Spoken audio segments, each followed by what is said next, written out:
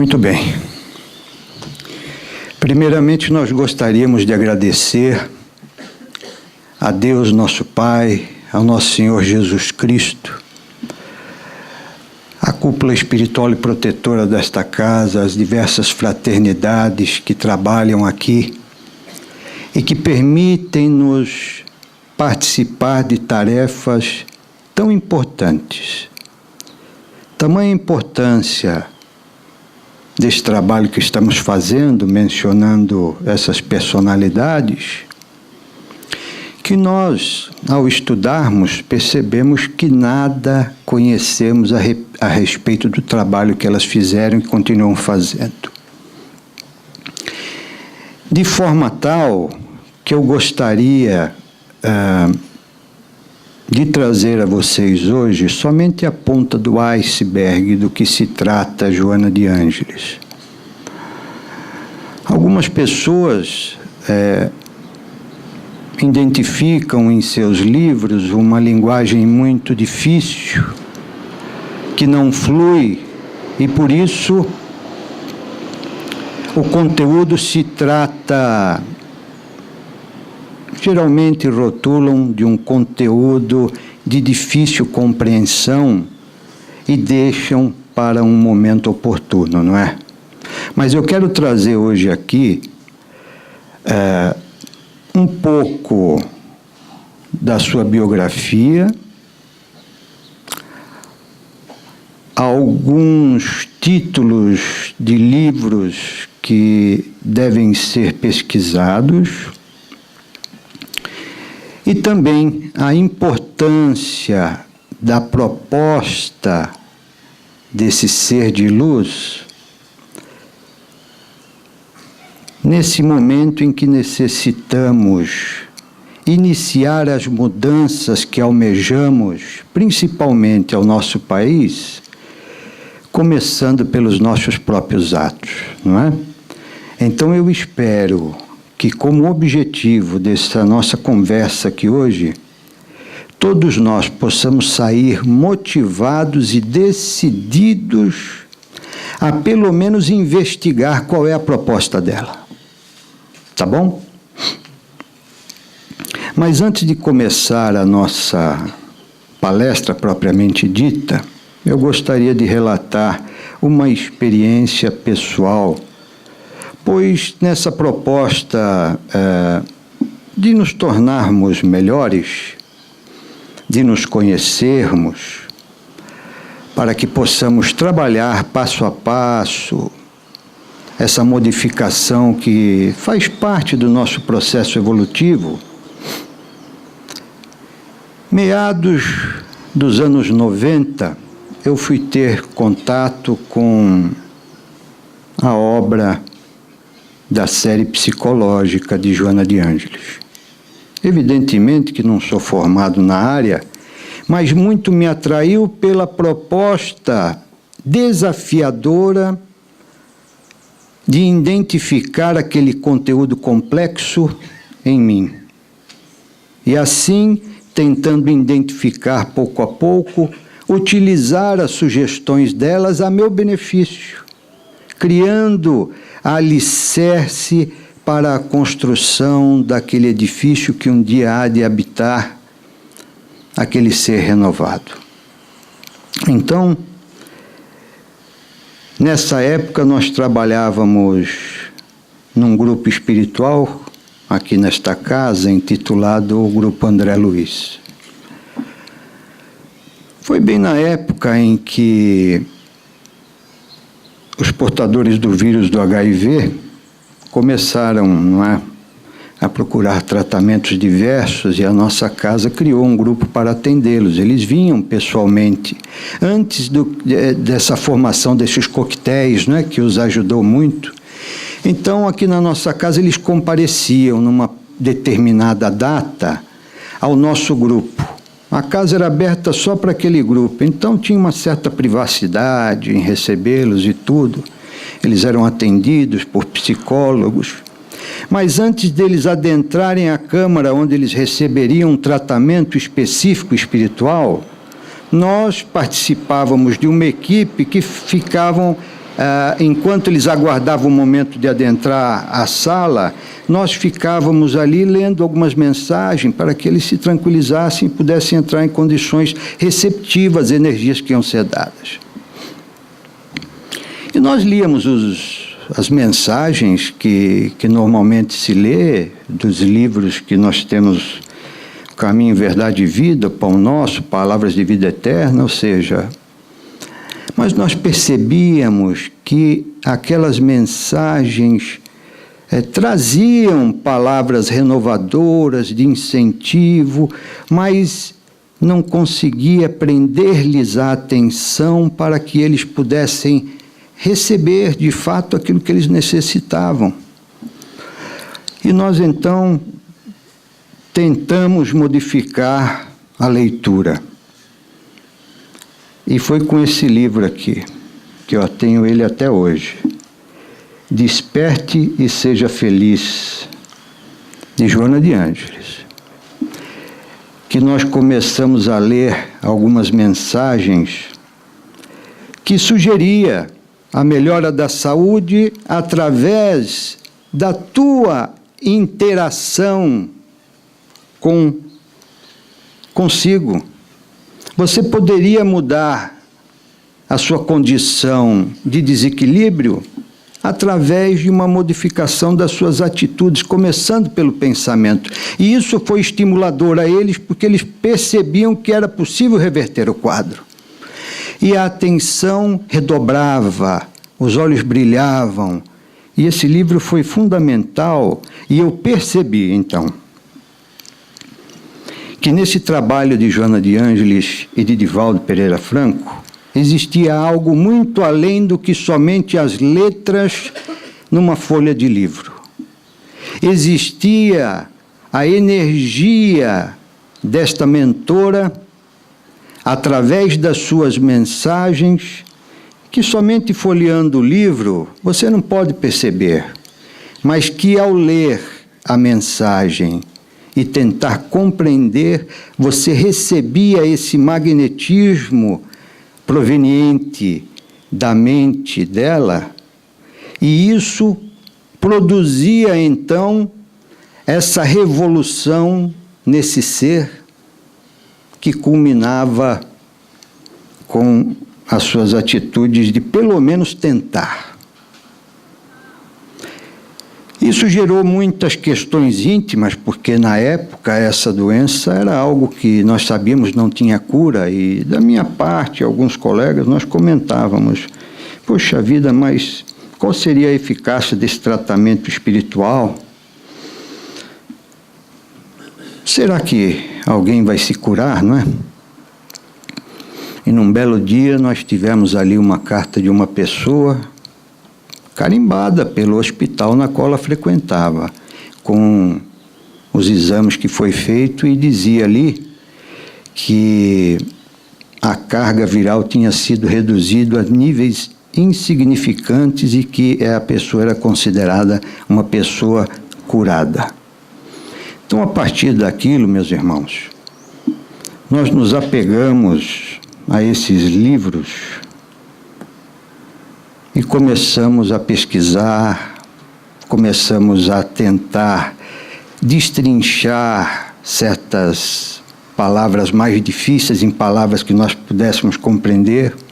E até hoje, 25 anos depois, nós introduzimos um pouco desses livros na Escola de Aprendiz do Evangelho, que tem a proposta de evangelizar, mas também de oferecer veículos e ferramentas adequadas para que aquele que deseja ser uma pessoa melhor e contribuir para a formação de um mundo melhor, o faça de forma consciente.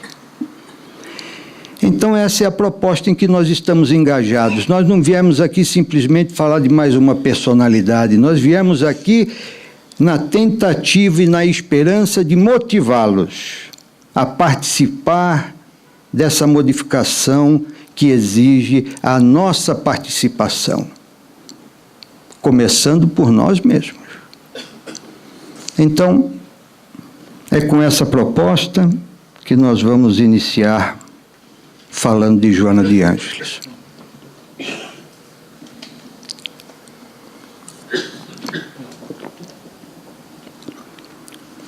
Um espírito que irradia ternura e sabedoria, despertando-nos para a vivência do amor, na sua mais elevada expressão, mesmo que para vivê-lo, seja-nos imposta grande soma de desafios. Trata-se do espírito que se faz conhecido pelo nome de Joana de Ângeles e que nas estradas dos séculos vamos encontrá-la na mansa figura de Joana de Cusa, Clara, uma discípula de Francisco de Assis, na grandiosa Soror Juana Inês de la Cruz e na determinada Joana Angélica de Jesus. Narra Humberto de Campos, no livro A Boa Nova, que entre a multidão que invariavelmente acompanhava Jesus nas pregações do lago de Genezaré, achava-se sempre uma mulher de rara dedicação e de nobre caráter, das mais altamente colocadas na sociedade de Cafarnaum. Tratava-se de Joana, cônjuge de Cusa, intendente de Antipas, na cidade onde se conjugavam interesses vitais de comerciantes e de pescadores. O seu esposo, alto funcionário de Herodes, não compartilhava os anseios de espiritualidade, não tolerando a doutrina daquele mestre que Joana seguia com verdadeiro amor. Vergada ao peso das injunções domésticas, angustiada pela incompreensão e intolerância do esposo, buscou ouvir as palavras de conforto de Jesus, que ao invés de convidá-la a engrossar as fileiras dos que o seguiam pelas ruas e estradas da Galileia, aconselhou-a a segui-lo à distância, servindo-o de dentro do próprio lar. Tornando-se um verdadeiro exemplo de pessoa cristã, no atendimento ao próximo mais próximo, o seu esposo, a quem deveria conviver com amorosa dedicação, sendo fiel a Deus, amando o companheiro do mundo como se for o seu filho. Jesus traçou um roteiro de conduta que lhe facultou viver com resignação o resto de sua vida. Mais tarde, tornou-se mãe. Com o passar do tempo, as atribuições se foram avolumando. O esposo, após uma vida tumultuada e infeliz, faleceu, deixando Joana sem recursos e com os filhos para criar. Corajosa, buscou trabalhar. Esquecendo o conforto da nobreza material, dedicou-se aos filhos de outras mães. Ocupou-se com os mais subalternos afazeres domésticos para que seu filhinho tivesse pão. Trabalhou até a velhice. Já idosa, com os cabelos embranquecidos, foi levada ao circo dos martírios, juntamente com o filho mais moço, para testemunhar o amor a Jesus, o mestre que havia iluminado a sua vida, acenando-lhe com esperanças de um amanhã feliz. Narra Humberto de Campos que ante o vozerio do povo foram ordenadas as primeiras flagelações. Abjura! Exclama um executor das ordens imperiais de olhar cruel e sombrio. A antiga discípula do Senhor contempla o céu, sem uma palavra de negação ou de queixa. Então, o açoite vibra sobre o rapaz seminu, que exclama entre lágrimas: repudia a Jesus, minha mãe. Não vês que nós perdemos? Abjura por mim que sou teu filho. Pela primeira vez, dos olhos da mártir corre a fonte abundante das lágrimas. As rogativas do filho são espadas de angústia que lhe retalham o coração. Após recordar sua existência inteira, ela responde: cala-te, meu filho. Jesus era puro e não fugiu do sacrifício. Saibamos sofrer na hora dolorosa, porque acima de todas as felicidades transitórias do mundo, é preciso ser fiel a Deus. Logo em seguida, as labaredas consomem o seu corpo envelhecido e de seu filho, libertando-a para a companhia do seu mestre, a quem tão soube servir e com quem aprendeu a sublimar o amor. Séculos depois, Francisco, o pobrezinho de Deus, o Sol de Assis, reorganiza o exército de amor do rei Galileu. Ela também se candidata a viver com ele a simplicidade do Evangelho de Jesus, que a tudo ama e compreende, entoando a canção da fraternidade universal. No século XVII, ela reaparece no cenário do mundo para mais uma vida dedicada ao bem. Renasce em 1651 na pequenina San Miguel Nepantla, a uns 80 quilômetros da cidade do México, com o nome de Juana de Asbade e Ramírez de Santillana, filha de pai basco e mãe indígena.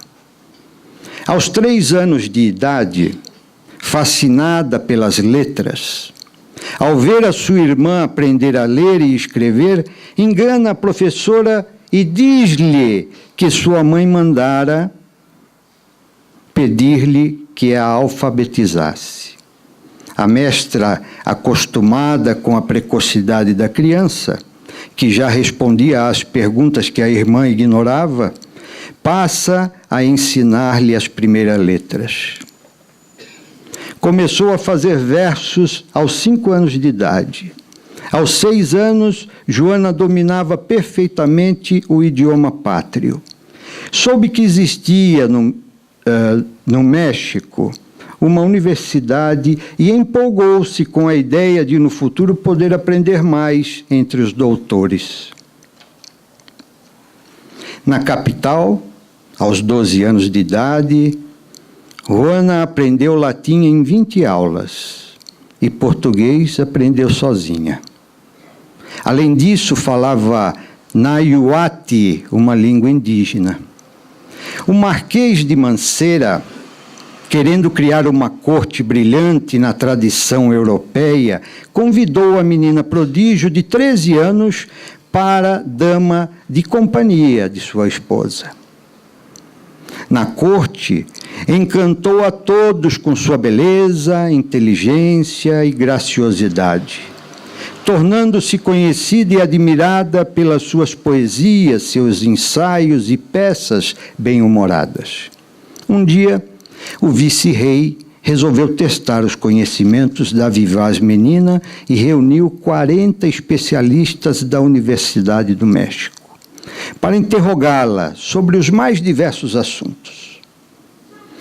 A plateia assistiu pasmada aquela jovem de 15 anos responder durante horas ao bombardeio das perguntas dos professores.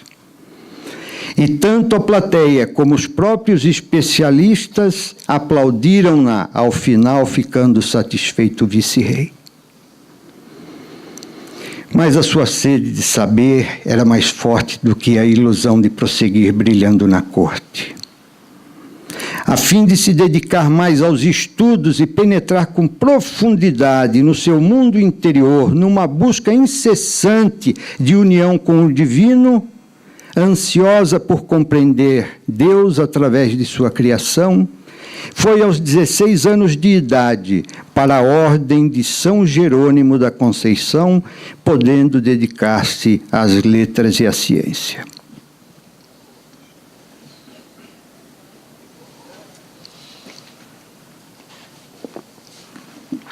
Tomou o nome de Soror Joana Inês de la Cruz. Na sua confortável cela, cercada por inúmeros livros, globos terrestres, instrumentos musicais e científicos, Joana estudava, escrevia seus poemas, ensaios, dramas, peças religiosas, cantos de Natal e música sacra. Era frequentemente visitada por intelectuais europeus e do Novo Mundo, intercambiando conhecimentos e experiências. A linda monja era conhecida e admirada por todos, sendo os seus escritos popularizados não só entre religiosos, como também entre os estudantes e mestres das universidades de vários locais. Se imortalizou também por defender o direito da mulher de ser inteligente, capaz de lecionar e pregar livremente. Em 1695, houve uma epidemia de peste na região. Joana socorreu durante o dia e a noite as suas irmãs religiosas, que juntamente com a maioria da população estavam enfermas. Foram morrendo aos poucos, uma a uma das suas assistidas, e quando não restava mais religiosas, ela, abatida e doente, tombou vencida aos 44 anos de idade. Passados 66 anos do seu regresso à pátria espiritual, retornou agora na cidade de Salvador, na Bahia, em 1761, como Joana Angélica, filha de uma abastada família. Aos 21 anos de idade, ingressou no convento da Lapa como franciscana, com o nome de Soror Joana Angélica de Jesus, fazendo profissão de irmãs das religiosas reformadas de Nossa Senhora da Conceição. Foi irmã, escrivã e vigária, quando em 1815 se tornou abadesa, e no dia 20 de fevereiro de 1822, defendendo corajosamente o convento, a casa do Cristo, assim como a honra das jovens que ali moravam, foi assassinada por soldados que lutavam contra a independência do Brasil. Nos planos divinos, já havia uma programação para esta sua vida no Brasil desde antes, quando reencarnara no México como Soror Juana Inês de la Cruz. É que nas terras brasileiras estavam reencarnados e reencarnariam brevemente espíritos ligados a ela, almas comprometidas com a lei divina que faziam parte da sua família espiritual e aos quais desejava auxiliar. Dentre esses afeiçoados de Joana de Ângeles, destacamos Amélia Rodrigues, educadora, poetisa, romancista, dramaturga, oradora e contista, que viveu no fim do século passado ao início deste. Quando na metade do século passado as potências do céu se abalaram e um movimento de renovação se alastrou pela América e pela Europa, fazendo soar aos quatro cantos a canção da esperança com a revelação da vida imortal, Joana de Ângeles integrou a equipe do Espírito da Verdade para o trabalho de implantação do cristianismo redivivo, do Consolador prometido por Jesus. E ela, no livro Após a Tempestade, em sua última mensagem, referindo-se aos componentes da sua equipe de trabalho, diz: quando se preparavam os dias da codificação espírita, que ainda se convocavam trabalhadores dispostos à luta, quando se anunciavam as horas preditas, quando se arregimentavam ceareiros para a terra, escutamos o convite celeste e nos apressamos a oferecer nossas parcas forças quanto nós mesmos, a fim de servir na ínfima condição de sulcadores de solo, onde deveriam cair as sementes de luz do Evangelho do Reino de Deus. Em O Evangelho segundo o Espiritismo, vamos encontrar duas mensagens assinadas por um espírito amigo. A primeira no capítulo 9, no item 7, com o título A Paciência, escrita em Havre, em 1862. A segunda no capítulo 18º, no item 15º, intitulada Dar-se-á aquele que tem, psicografada no mesmo ano, na cidade de Bordeaux, ambas de sua origem. Se observarmos bem, veremos a mesma Joana que nos escreve hoje, ditando no passado uma bela página, como modelo das nossas atitudes em qualquer situação. No mundo espiritual, Joana estagia numa bonita região próxima da crosta terrestre. Quando vários espíritos ligados a ela, antigos cristãos equivocados, se preparavam para reencarnar, reuniu a todos e planejou construir na terra, sob o céu da Bahia, no Brasil, uma cópia, embora imperfeita, da comunidade onde ela estagiava no plano espiritual, com o objetivo de, redimindo os antigos cristãos, criar uma experiência educativa que demonstrasse a viabilidade de se viver numa comunidade realmente cristã nos dias atuais. Espíritos gravemente enfermos, não necessariamente vinculados aos seus orientadores encarnados, viriam nas condições de órfãos, proporcionando oportunidade de burilamento ao tempo em que eles próprios se iriam liberando das injunções kármicas mais dolorosas e avançando na direção de Jesus. Engenheiros capacitados foram convidados para traçarem os contornos gerais dos trabalhos e instruírem os pioneiros da futura obra. Quando estava tudo esboçado, Joana procurou entrar em contato com Francisco de Assis, solicitando que examinasse os seus planos e auxiliasse na concretização dos mesmos no plano material. O pobrezinho de Deus concordou com a mentora e se prontificou a colaborar com a obra, desde que nessa comunidade jamais fosse olvidado o amor aos infelizes do mundo ou negada a caridade aos filhos do Calvário, nem se estabelecesse a presunção que é verme a destruir as melhores edificações do sentimento moral. Quase um século passado, quando os obreiros do Senhor iniciaram na Terra, em 1947, a materialização dos planos de Joana, que inspirava e orientava, secundada por técnicos espirituais dedicados que espalhavam ozônio especial pela psicosfera conturbada da região escolhida, onde seria construída a Mansão do Caminho.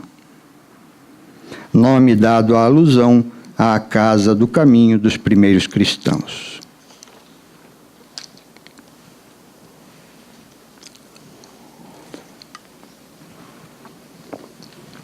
Nesse interim, os colaboradores foram reencarnando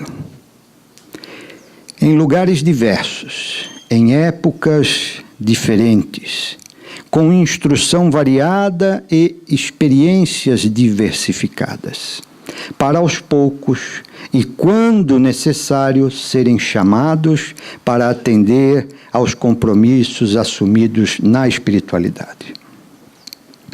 Nem todos, porém, residiriam na comunidade, mas de onde se encontrasse, enviariam a sua ajuda, estenderiam a mensagem evangélica, solidários e vigilantes, ligados ao trabalho comum. A instituição, crescendo sempre, comprometida a assistir os sofredores da terra, os tombados nas provações, os que se encontram a um passo da loucura e do suicídio. Graças às atividades desenvolvidas tanto no plano material como no plano espiritual, com a terapia de emergência a recém-desencarnados e atendimentos especiais, a Mansão do Caminho adquiriu uma vibração de espiritualidade que suplanta humanas vibrações dos que ali residem e colaboram. É certo que há muita dor na Terra, mas há muito amor também. É verdade que a guerra galvaniza o homem, e a Organização Internacional das Nações Unidas assevera que existem, neste momento, 68 pontos beligerantes de guerra no orbe terrestre. É muito mais fácil catalogar o desastre que fazer uma estatística do bem. Indubitavelmente, todos nós estamos convocados a criar uma humanidade melhor. Não se omita. Dê a sua contribuição pelo mundo melhor.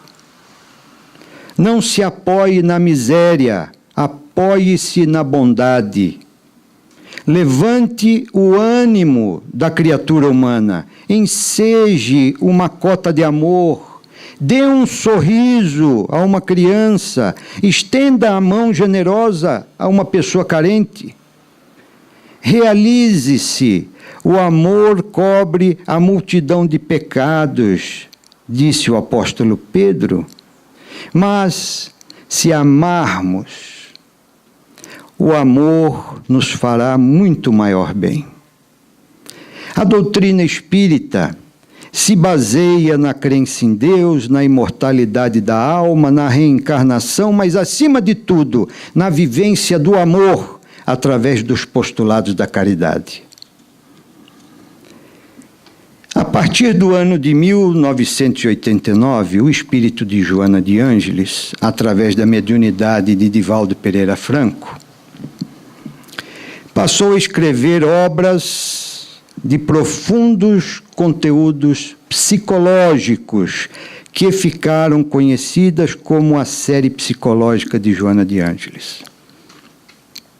Alguns estudiosos do espiritismo chegaram a questionar Divaldo Franco a respeito dessas obras, argumentando que Joana de Ângeles não poderia haver estudado psicologia enquanto encarnada na Terra, já que esta ciência surgiu após o seu desencarne, quando encarnada como Soror Joana Angélica. Consultada pelo médium a esse respeito, a benfeitora recordou algo que normalmente nos passa despercebido. O conhecimento é trazido do plano espiritual para a Terra e não ao contrário. Sendo assim, além da vivência psicológica de muitas existências nas quais foi educadora de pessoas e de grupos, ela pôde aprofundar ainda mais na espiritualidade os conhecimentos psicológicos que apresentava através da psicografia.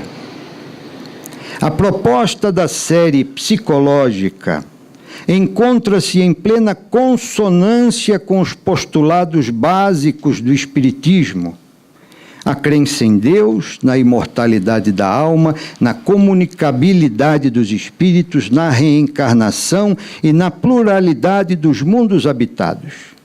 E com o pensamento do próprio codificador Allan Kardec, que estabeleceu em A Gênese que Espiritismo e ciência se completam reciprocamente. A ciência sem o Espiritismo se acha na impossibilidade de explicar certos fenômenos só pelas leis da matéria. Ao Espiritismo, sem a ciência, faltariam apoio e comprovação. Recordemos que Kardec colocou no subtítulo da Revista Espírita o termo Jornal de Estudos Psicológicos, dando a entender a importância de estudar-se a alma como um todo e não em partes. Partindo destes princípios, ela estabelece pontes entre o pensamento espírita e a psicologia. Não somente se utiliza de conceitos e temas das diversas áreas e correntes dessa nobre ciência, mas os analisa e amplia sob a ótica do espírito imortal que somos.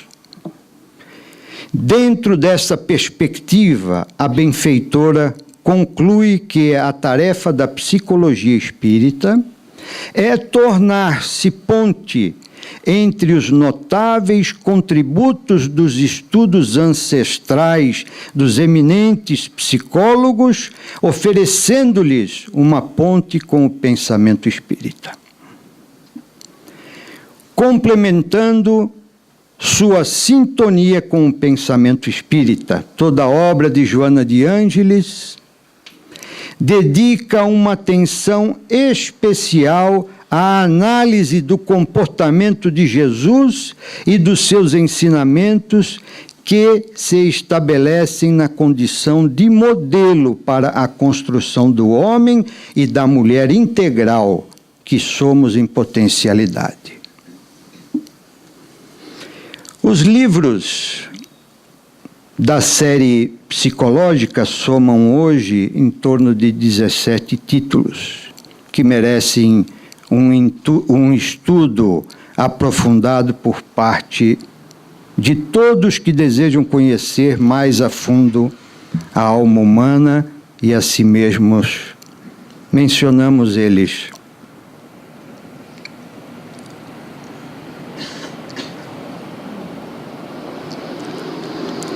Jesus e Atualidade, 1989.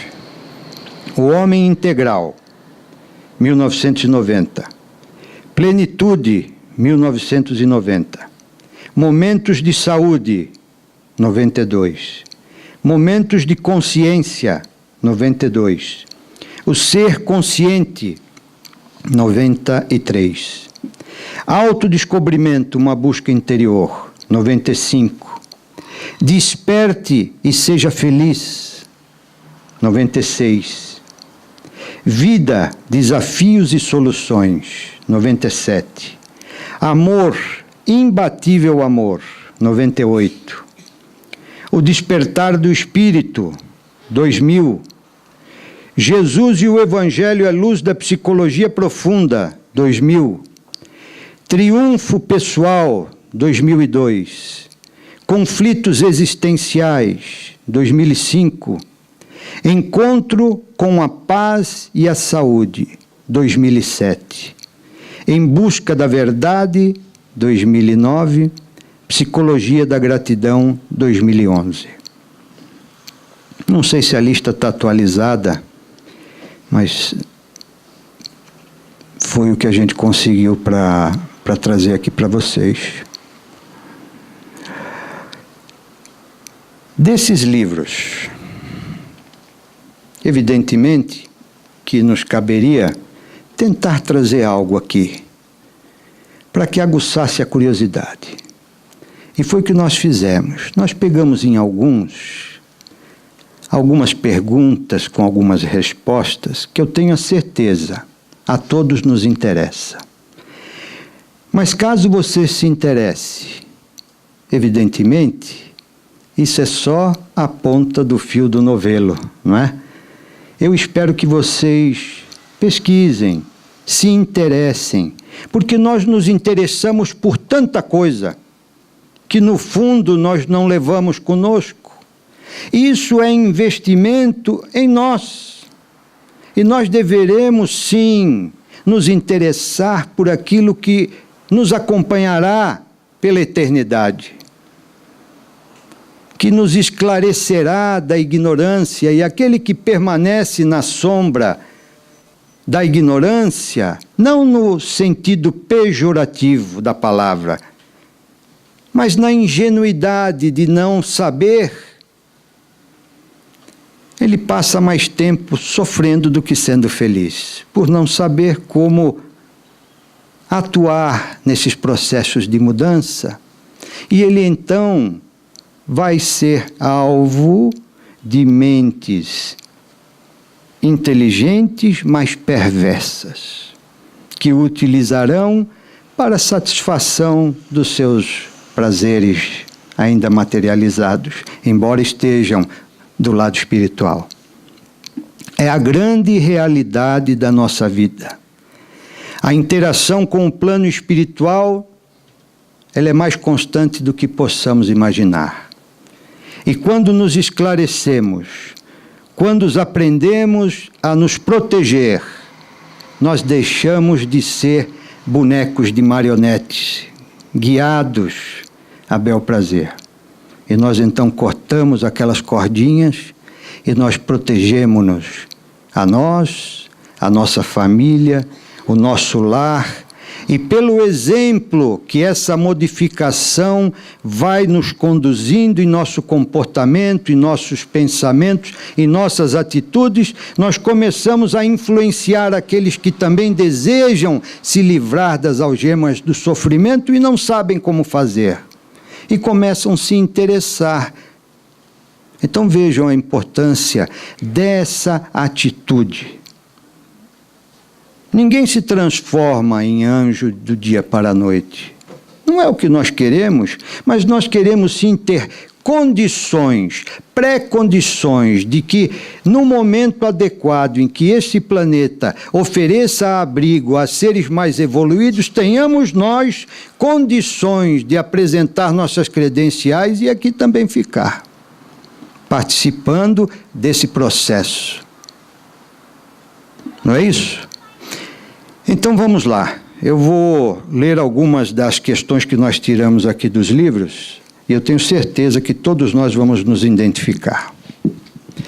A primeira começa assim: como conquistar a plenitude? No processo da evolução de cada espírito desenvolve, etapa a etapa, determinados valores que lhe são inatos. Em uma oportunidade aprimora a inteligência, noutra o sentimento, mais adiante a aptidão artística, buscando a perfeição que sintetiza a aquisição de todos os bens intelecto-morais. É uma linguagem difícil? Parece que é, mas se você se habituar a esse linguajar, você não passa só a compreender, como também eleva o seu conhecimento numa linguagem melhor. Não é isso? Afligindo-se não poucas vezes, veja o que ela diz, se não é a nossa realidade, por constatar as dificuldades que defronta, impedindo-lhe o avanço, o ser estaciona, desanima ou rebela-se. A jornada é atraente, e a conquista das vitórias dá-se mediante o investimento dos melhores esforços, do interesse e do empenho para consegui-las. Toda aquisição é resultado de dedicado trabalho. A plenitude, por isso mesmo, é patamar superior que para ser conquistado depende das realizações felizes que nós executamos. Foi retirado do livro Desperte e Seja Feliz.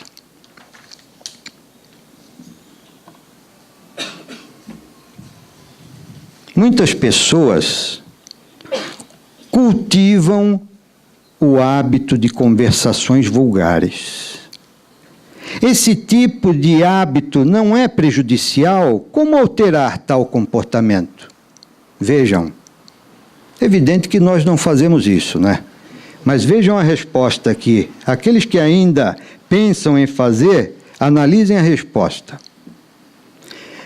O vício mental das conversações vulgares, licenciosas, enseja desequilíbrio na área da saúde, produzindo perturbações gástricas e hepáticas, como consequência das tensões e fixações mentais que facultam a produção irregular de substâncias componentes da digestão, bem como exagerada secreção biliar.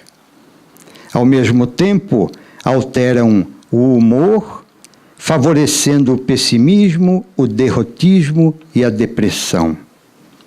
A proposta da terapia do amor estabelece como ponto de partida a preservação ética moral do indivíduo perante si mesmo, com a consequente valorização das suas capacidades de discernimento e de ação.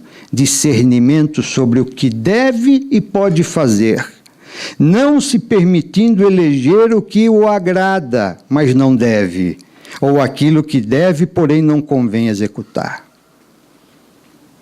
Autodescobrimento foi tirado deste livro. De novo, como se estabelece a enfermidade no organismo?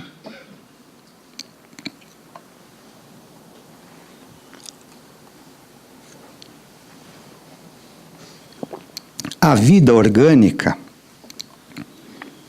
é resultado da harmonia do ser, que equilibra as células nos campos onde se aglutinam, dando forma aos órgãos e estes ao corpo físico, com as suas complexidades através das quais se exterioriza o psiquismo. Um erro de comunicação entre a consciência e o corpo favorece a desorganização molecular, propiciando a instalação das doenças.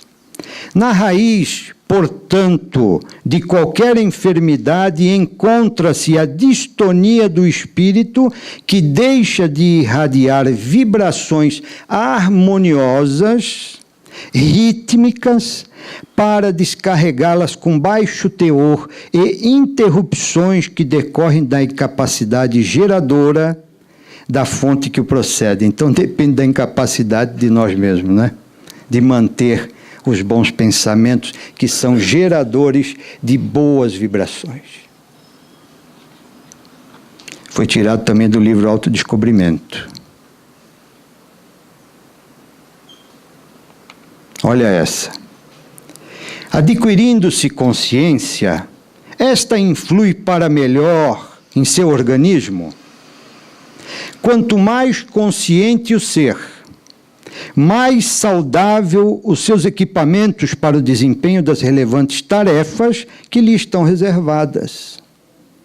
Há exceções, no entanto, que decorrem de livre opção pessoal com finalidades específicas no processo de sua própria evolução. O pensamento salutar e edificante, ele flui pela corrente sanguínea como tônus revigorante das células, passando por todas elas e mantendo-as em harmonia no ritmo das finalidades que lhe dizem respeito. O oposto também ocorre, realizando o mesmo percurso, perturbando o equilíbrio e a sua destinação.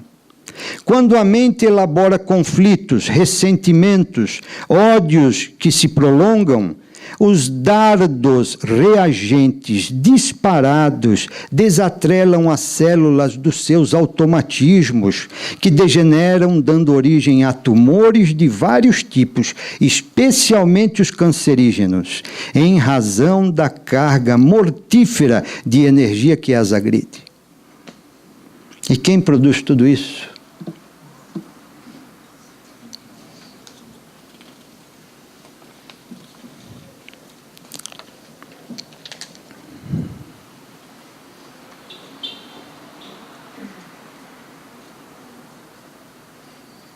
Independente do desgaste orgânico, quais valores devemos cultivar que resultem saudáveis para nós próprios? A educação mental, que resulta do esforço pelo cultivo das ideias edificantes, torna-se de alta validade no processo de uma existência saudável, geradora de futuros comportamentos orgânicos e psíquicos que sempre produzirão bem-estar e felicidade. Ficou complicado? O que ela quis dizer aqui é que eduque a sua mente a ter bons pensamentos. O mesmo ocorre quando se instalam hábitos mentais perturbadores, que produzem desconforto emocional, campo físico vulnerável à instalação de agentes microbianos degenerativos, perturbações psíquicas lamentáveis, que se transferem de uma para outra existência corporal como fruto da lei de causa e efeito. A gente quer isso? Nós queremos parar esse processo agora. Todo esforço, portanto, para ter preservada a mente da invasão de ideias portadoras de energias desequilibrantes, torna-se a psicoterapia preventiva, responsável por uma vida sã. Vida, desafios e soluções. Não é fantástico? Olha, o tempo vai indo, né? E a gente então tem que se ajeitar aqui. Mas o que eu queria dizer é o seguinte, que nós precisamos participar, mais breve do que nunca, nos interessarmos, digo eu, mais breve do que nunca, em pelo menos nos interessarmos por esse processo de autoiluminação, para que, se ainda não nesta jornada, mas que nas próximas, quando nós estivermos planejando a nossa volta ao corpo, que a gente tenha pelo menos mais crédito do que débito, não é? Agora, eu sempre digo ao pessoal, se já tiver no 0 a 0, já está bom, não é? Então, nós precisamos investir naquilo que elimine esses nossos compromissos de débito para com a lei de causa e efeito. E ela nos orienta como fazer. Então, o processo de iluminação, porque dilui toda a sombra de ignorância do íntimo do espírito, ele trabalha pela vitória sobre o medo em todas as suas expressões.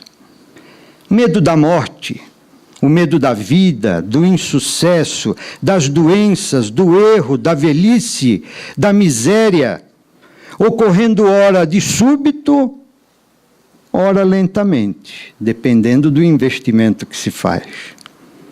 Transforma-se de imediato o aspecto do indivíduo, que se faz sereno, de olhar manso e brilhante, de voz dúlcida, sem fingimento, cuja vibração enternece e impregna quantos o escutam.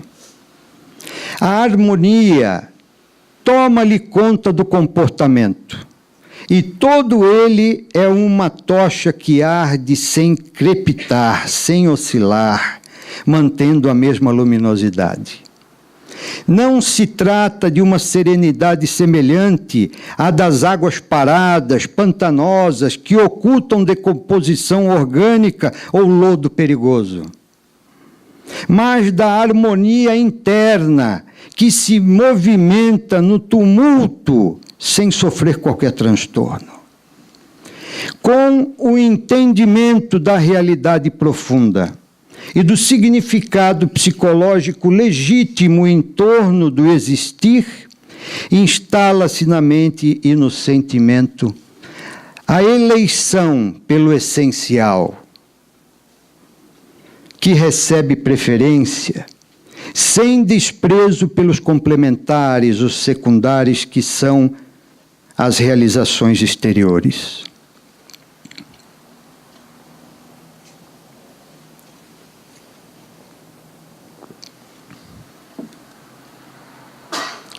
Eu já esvaziei o copo aqui 2 vezes, é que está brotando água, não sei como, mas aparece. O Buda, autoconsciente, movimentou-se na direção das massas desorientadas, a fim de ensinar-lhes o caminho do meio, o roteiro de segurança para a felicidade, que não se encontra nas coisas pelas quais se luta com sofreguidão, mas sim na harmonização interna que pode administrar todas as demais ambições. Francisco de Assis, após ser impregnado pelo Cristo, renunciou a tudo que eram posses transitórias para cuidar somente de uma coisa, o amor, e arrebanhou na sua dinâmica de entrega total criaturas que o seguiram enquanto ele, por sua vez, acompanhava Jesus. Gandhi, na sua autotranscendência, ofereceu-se como exemplo vivo do amor e da solidariedade, conduzindo milhões de vidas à compreensão de que a violência somente produz agressividade e rebelião, e que por meio da não violência é possível libertar-se a criatura das suas paixões e das imposições dos outros. Albert Schweitzer, iluminado, fez do socorro médico e espiritual aos infelizes da então África Equatorial Francesa e do mundo todo o recurso mais importante para a felicidade pessoal e coletiva. A iluminação interior não se restringe apenas aos aspectos da fé religiosa, mas também aos ideais de humanidade, de benemerência, de arte, de ciência, de pensamento. Pasteur não cessava de investigar a causa da raiva. Jenner, a da febre aftosa. Semmelweis, a da asepsia. Oswaldo Cruz, a da malária. Por sua vez, Handel mergulhou nas harmonias celestes para expressá-las no Messias. Johann Sebastian Bach agonizou-se até captar Jesus, a alegria dos homens. Beethoven, embora a surdez absoluta, debateu-se nos pélagos internos e traduziu a majestade da vida na 9ª Sinfonia. Schiller, Goethe, Walt Whitman, da mesma forma, porém antes deles, Virgílio, Dante, na sua transhumanização também expressaram diferentes graus de iluminação interior. Michelangelo atingiu a plenitude da beleza ao materializar a criação na Capela Sistina e no Moisés. O reino de Deus está dentro de vós, asseverou Jesus. Por isso que é necessário o autodescobrimento, a fim de o encontrar, porque todos somos seres espirituais e não as formas que necessitamos para evoluir através das experiências carnais. Com essa compreensão profunda, o ser mesmo adulto, torna-se inocente, em estado de infância, de pureza, de não perturbação, não malícia. Confirmando-o, Jesus pediu que deixasse ir as crianças ter com ele, porque delas é o reino dos céus, demonstrando que a simplicidade da emoção e a autoconfiança que todas possuem deve retornar ao ser adulto, quando se desembarace todos os atavios angustiosos e dos prejuízos morais que o detêm aprisionado nos vícios e nas paixões doentias.